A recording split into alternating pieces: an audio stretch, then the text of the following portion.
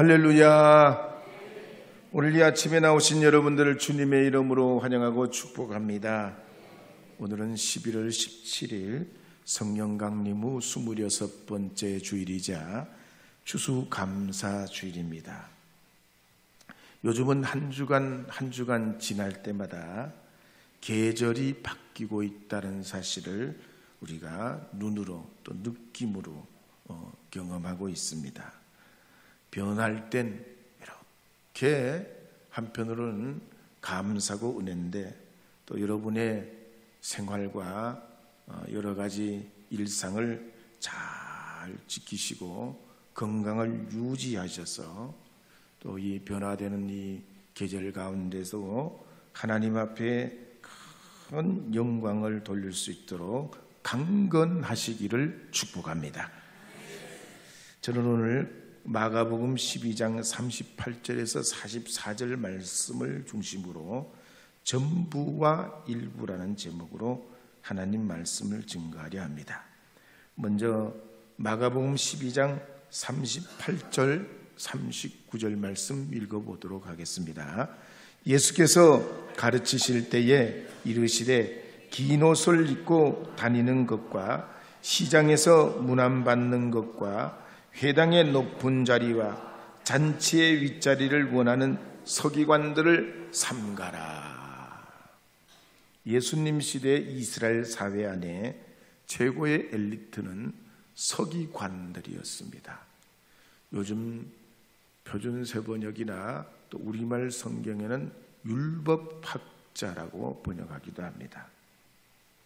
이들 서기관들은 출신이 다양했습니다.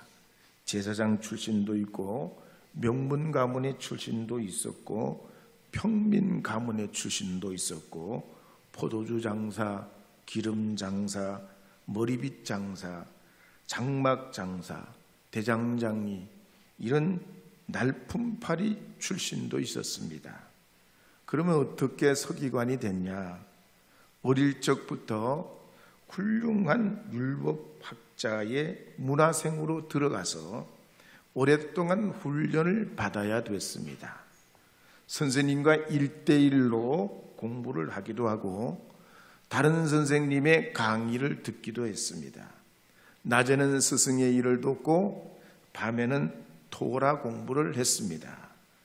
거기에다가 종교법, 형법, 성경 해석법을 몽땅 익혀가지고 아무나 흉내 낼 수 없는 지식을 쌓아갔습니다. 그러다가 14살 정도 되면 토라를 잘잘 외울 정도가 됩니다. 그러니까 우리는 14살에 성경을 한번 완독해도 대단하다고 그러는데 유대인들은 이렇게 서기관 훈련 받는 사람들은 14살 정도 되면 창세기, 출애굽기, 레위기, 민수기, 신명기를 잘잘 외울 정도입니다.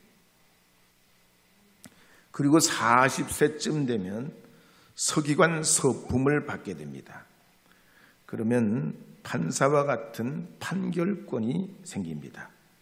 종교법이나 형사소송법과 관련해서 재판할 수도 있고 또 판단할 수도 있고 교육할 수도 있었습니다.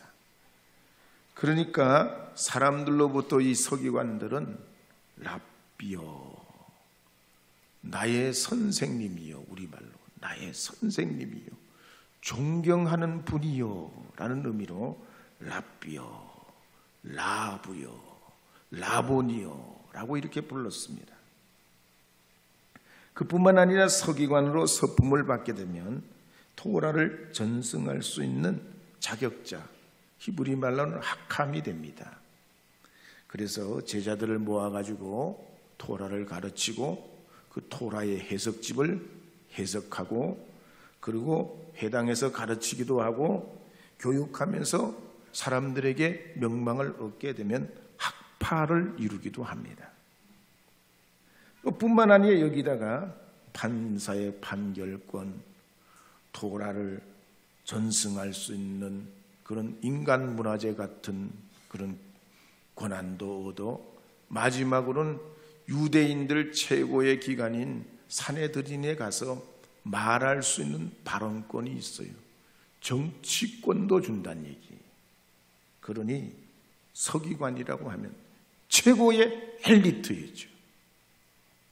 그렇지만 다 이 서기관들이 그랬던 건 아니고 시골에서 활동했던 서기관들은 숫자가 적고 경제적으로도 여유가 없었습니다. 그들은 생업을 함께 영위하면서 서기관들이 없는 마을을 순회하면서 사례비도 받지 않고 문제를 해결해주고 법률 상담, 신앙 상담 같은 것을 했었습니다. 이렇게 이런 어려운 과정을 거치면서 서기관으로 점점 경력을 쌓게 되는데 처음에는 이들이 순수한 마음으로 그렇게 자기의 직무를 해나갑니다. 비록 내가 가난하게 살더라도 하나님 말씀을 지키는 사람들을 위해 내 일생을 헌신해야지. 그렇게 하다가도 시간이 가면 갈수록 좋은 대우를 받고 또 존경을 받으면서 긴 두루마기 통옷을 입고 높은 자리, 좋은 자리, 존경받는 자리에 있다가 점점 타락의 길로 가게 되더란 얘기. 오늘날도 그렇습니다. 우리가 처음 직장 나갈 때, 처음 학교 다닐 때, 처음 교회 나올 때, 처음 사랑할 때 다 감동 어린 것이 있지요. 근데 이게 시간이 지나면 이런 감동이 먹먹해지고 중심을 잃어버리는 경우가 없지 않아 있습니다. 그래서 미국에서 영향력 있는 론 에드먼스 목사님이 교회가 경계해야 하는 것 중에 하나가 있는데 그게 뭐냐면 이기적인 문화라 그랬어요. 사실 이기적인 문화는 사탄의 문화죠. 그런데 우리 교회, 우리 목사님, 우리 여성교회, 우리 남성교회, 우리 지방에, 우리 연회, 우리라는 말이 좋기도 하지만 때로는 반대로 말하면 배타적이란 얘기예요.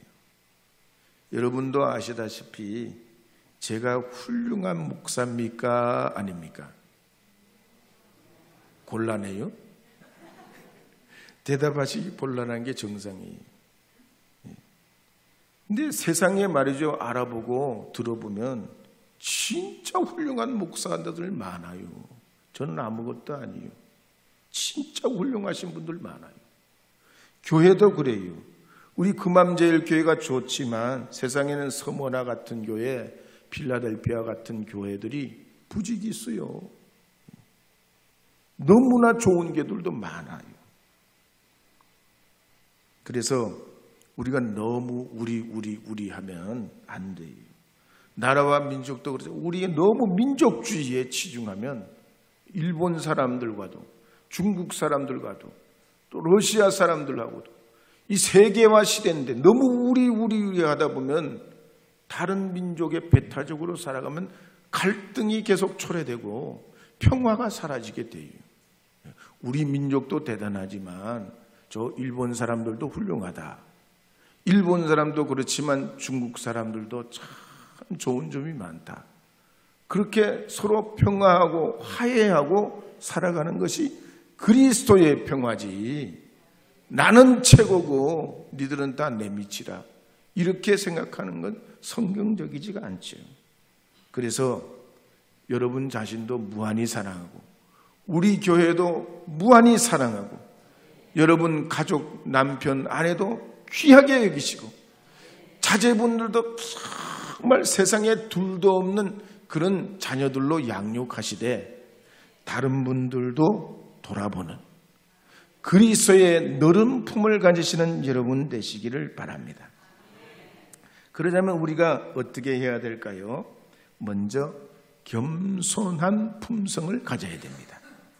로마서 7장에 보면 바울이 성경을 제대로 깨닫지 못했을 때는 내가 잘났다, 내가 옳다, 내가 정통이다, 내가 진심이다, 나를 능가할 사람이 없다고 그랬습니다.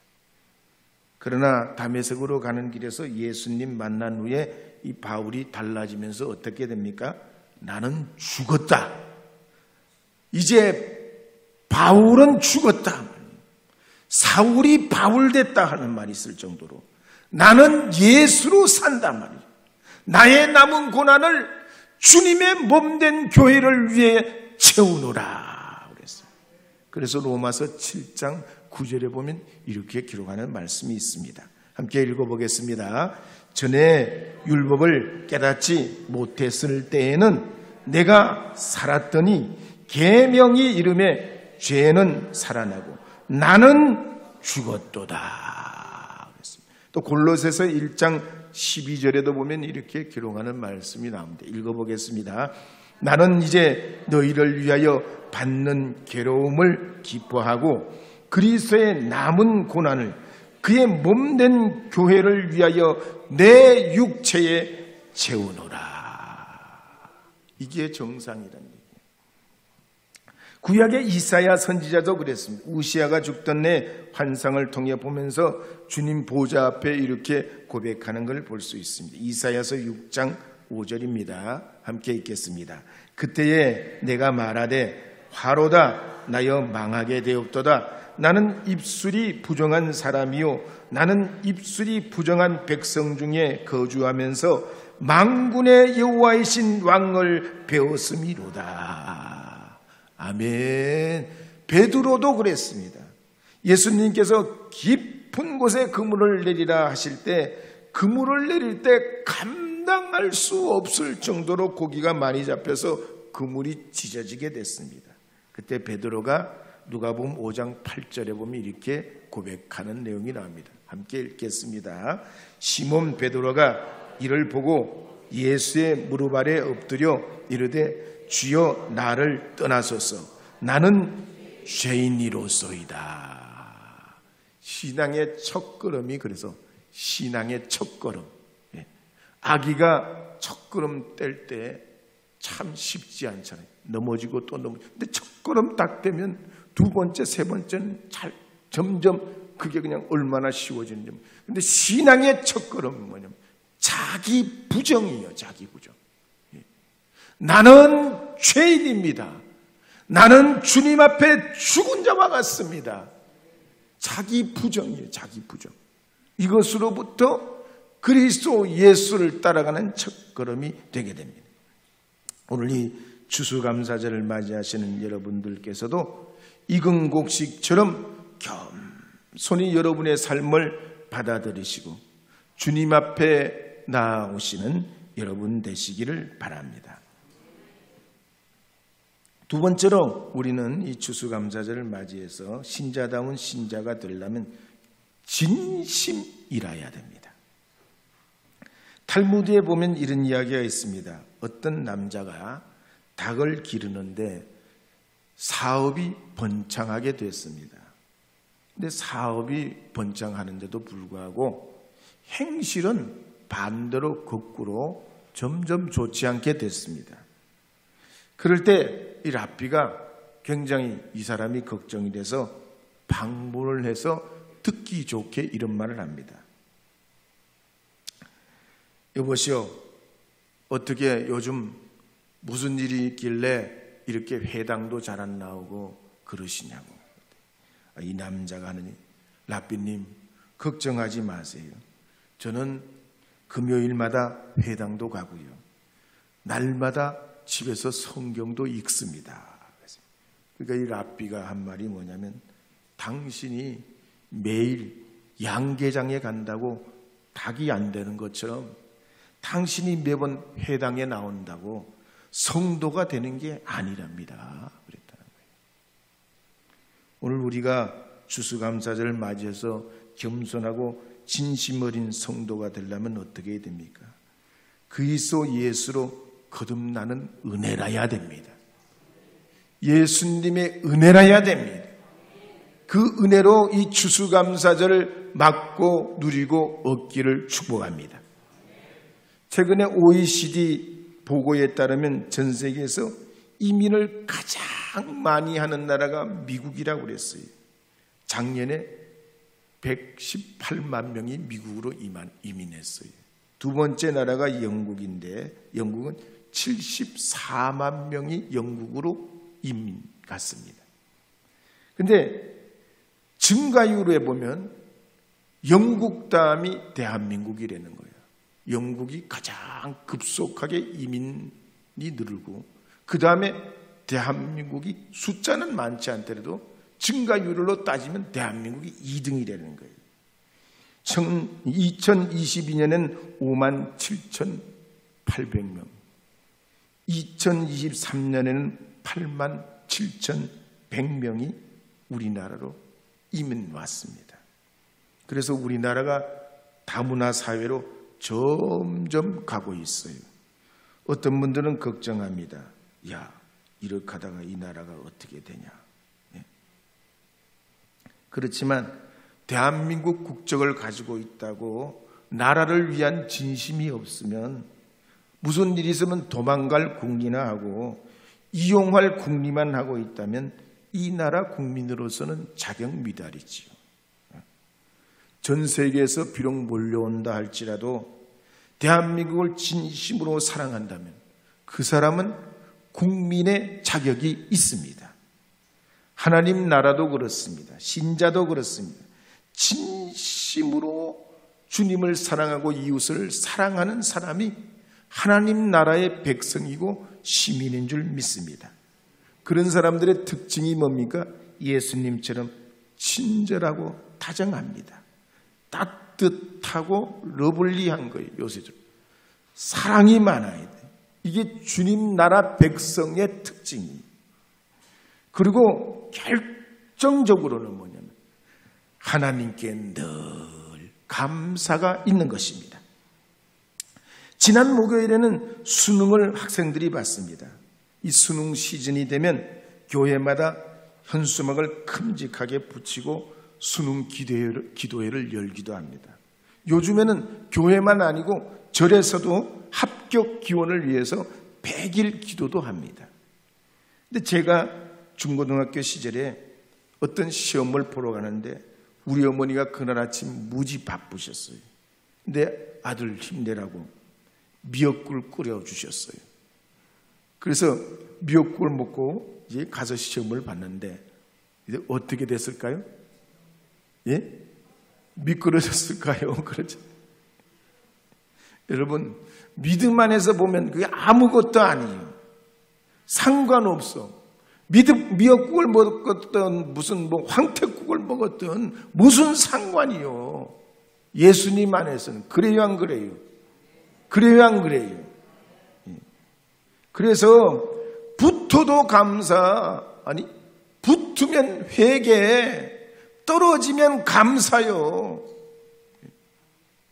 그럼 왜 붙었는데 회개해야 되냐? 항상 사람이 잘 나간다는 법이 없어요. 요번에는 잘 돼서도 다음에는 안 될 수도 있어. 그러니까 자기가 잘했다고 너무 교만하면 안 된다는 겨. 또 항상 자기의 부족함을 알아야지. 내가 이번에 잘했다고 하나님 앞에 사람들 앞에 항상 잘하질 못해요. 겸손하게 내가 부족하다. 하나님 이번에는 합격하게 하셨는데 주여 저의 부족함을 깨닫게 하시옵소서. 회개하는 것이 옳다는 거예요. 두 번째는 떨어지면 왜 감사하냐. 인생은 별거 없어요. 한번 옆에 분하고 인사해봐요. 인생 별거 없어요. 여러분 고등학교 대학교 떨어진다고 그게 다냐. 우리 어르신들 알잖아. 예? 그 떨어진다고 그게 뭐 다냐고. 인생 별거 아니에요. 한번 떨어지면 어떠고, 2번 떨어지면 어떠고, 3번 떨어지면 어떠고, 10번 떨어지면 어때야. 예. 그 떨어지는 거 별거 아니에요. 떨어지는 건 떨어지라고 있는겨. 예. 그러니까 진급에서 밀렸다, 승급에서 떨어졌다고 낙심천만할 필요가 없습니다. 이거 별거 아니에요. 지내보면. 저도 말이죠. 목회하느라고 제 동기들보다 3년 늦게 목사 안수를 받았어요. 근데 그게 뭔 상관이요? 뭔 상관이요? 뭔 상관이냐고. 아무 상관없어요. 왜? 하나님이 나를 주장하시기 때문이에요. 그것보다 더 중요한 것은 하나님은 우리 믿는 사람들에게 최후의 승리를 주시는 분이기 때문에 최후의 승리를 얻어야지 눈앞에 코앞에 있는 거 그것 가지고 말이죠 그냥 안달할 필요가 없다는 얘기예요. 그래서 유다의 7번째 왕인 여호사밧이 그랬습니다. 어느 날 모압과 암몬 군대가 연합해가지고 이 유다를 침공해 옵니다. 이제 만약에 여기에 전선이 뚫리면 예루살렘은 함락되게 생겼습니다. 이스라엘은 그러나 막아낼 힘이 없어요. 그때 이 여호사밧이 백성들과 함께 오직 하나님만 바라보게 됩니다. 하나님께만 기도하게 돼요. 방법이 없으니. 그럴 때 하나님의 영이 야하시엘에게 임해서 역대하 20장 15절의 말씀을 주세요. 역대하 20장 15절 말씀 읽어보도록 하겠습니다. 함께 읽겠습니다. 야하시엘이 이르되 온 유다와 예루살렘 주민과 여호사밧 왕이여 들을지어다. 여호와께서 이같이 너희에게 말씀하시기를 너희는 이 큰 무리로 말미암아 두려워하거나 놀라지 말라. 이 전쟁은 너희에게 속한 것이 아니요 하나님께 속한 것이니라. 이외에도 말이죠 여호사밧에게 예언이 많은데 전쟁 싸울 필요가 없다는 거예요. 대열만 이루고 줄만 서가지고 하나님이 행하시는 것만 바라보라는 거예요. 그때 이 여호사밧이 하나님께 경배하고 그앗 자손과 고라 자손을 통해서 하나님을 크게 찬송하고 또 들판으로 나가서 백성들 가운데 하나님 앞에 그 온 백성 모인 앞에 하나님을 신뢰하고 선지자를 신뢰하라고 선포합니다. 그리고 그 다음에는 노래하는 사람들을 뽑아가지고 찬양대를 조직해가지고 거룩한 옷을 입히고 군대 앞에 행진하게 하고 하나님 찬양, 하나님께 감사, 하나님 감사, 하나님 감사, 하나님 감사합니다.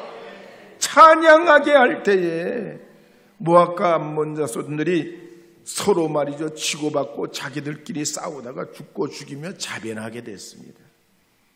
여호수아 시대도 마찬가지. 여리고성이 그렇게 견고하고 튼튼하다 해도 여호수아와 이스라엘 백성들이 싸울 무기도 없고 전쟁 수행 능력도 없었지만 하나님이 그 성을 넘겨주시자 그 약속한 대로 믿고 돌고 돌았더니 철옹성 같은 이 여리고성이 무너지더란 얘기입니다.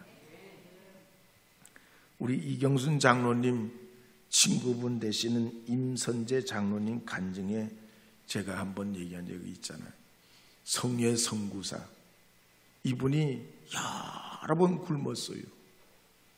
초기 때 실패도 여러 번 내서 사업이 안 돼. 사업을 하려고 하면 사업 자금이 있어야 되는데 돈이 없어.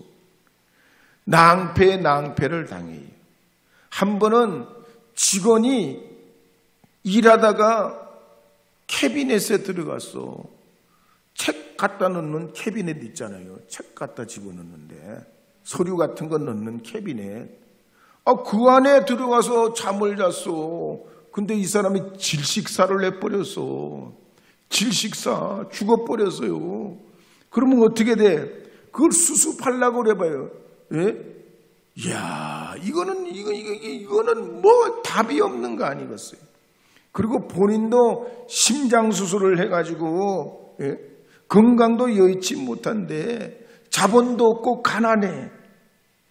이 장로님 얘기에 그래. 만약에 죽을 것 같으면 수천 번 죽었어야 된대.